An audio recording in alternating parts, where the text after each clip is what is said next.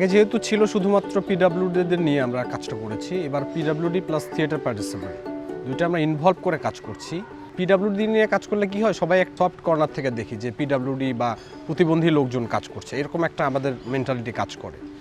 এবার যেহেতু আমরা theatre participant plus PWD mix করে আমরা একটা মেইন স্ট্রিম প্ল্যাটফর্মে কাজ করতে চাচ্ছি, তো সেক্ষেত্রে এই বাধাটা বা এরকম চিন্তাভাবনাটা আশা করি আমরা দূর হবে। এক একজন মানুষ এক একভাবে নিজের ভেতরের কথাকে প্রকাশ করতে চায়, কেউ গান দিয়ে, কেউ নাচ দিয়ে, কিন্তু দেখা যায় যে অভিনয়টা যখন মানুষ করে, একটা জিনিসের অ্যাক্ট যখন সামনে আসে, তখন সেই জিনিসটা মানুষকে একটু বেশি আকর্ষণ করে এবং মানুষের ভেতরে ঢুকে যায়।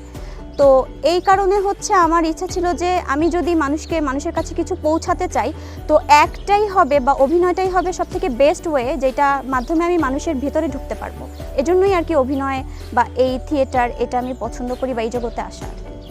যখন কর্মশালাটায় অংশগ্রহণ করি তখন আমাদের কিছু সাইন নেম দেওয়া হয়েছিল, যেগুলো খুব ইন্টারেস্টিং ছিল এবং আমার খুব ভালো লেগেছিল। এবং মজার ব্যাপার হচ্ছে আমরা যারা সাধারণ এবং সব দিক থেকে সক্ষম বলে দাবি করি নিজেদেরকে, আমরা বারবার ভুলে যাচ্ছিলাম যে 15 জন বা 20 জন আছি।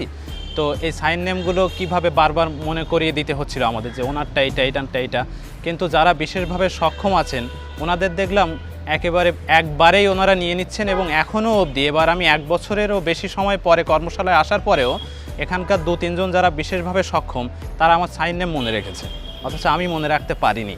দৃষ্টি প্রতিবন্ধী ও ডেফদেরকে একত্রে এবং স্বাভাবিকদেরকে নিয়ে একটা প্ল্যাটফর্ম তৈরি হচ্ছে, যেখানে একসঙ্গে কাজ করা যাবে বা কিভাবে একসঙ্গে কাজ করতে হবে এই বিষয়ে প্রশিক্ষণ দেওয়া হবে। আসলে এইটা যখন আমি এই মেসেজটা পাই তখনই হচ্ছে আমার মনের মধ্যে একটা কৌতূহল জাগে। তো আমি একবার একটু চেষ্টা করে দেখি আমি পারি কি না। সমাজে 10 জনের সঙ্গে একসঙ্গে কাঁধে কাঁধ মিলিয়ে যদি চলতে পারি তাহলে অসুবিধা তো নেই কোনো।